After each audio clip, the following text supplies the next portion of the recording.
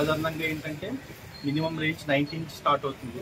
Systolic BP అంటాము పైన, అది కనీసం 90 ఉండాలి. కానీ ఈయనకి ఏంటంటే 85, 88 అలా తగులుతుంది. ఖచ్చితంగా ఐవి ఫ్లూయిడ్స్ అయితే పెట్టాల్సిన అవసరం ఎంతైనా ఉంది. కొంచెం హయ్యర్ సెంటర్ ప్రయత్నించడం మంచిదని నా అభిప్రాయం.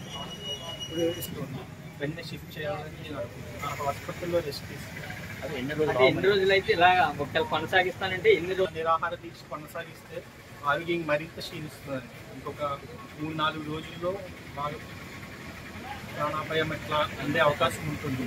త్వరగా ఆరోగ్య కేంద్రానికి షిఫ్ట్ చేయాలని నేను అనుకుంటున్నాను.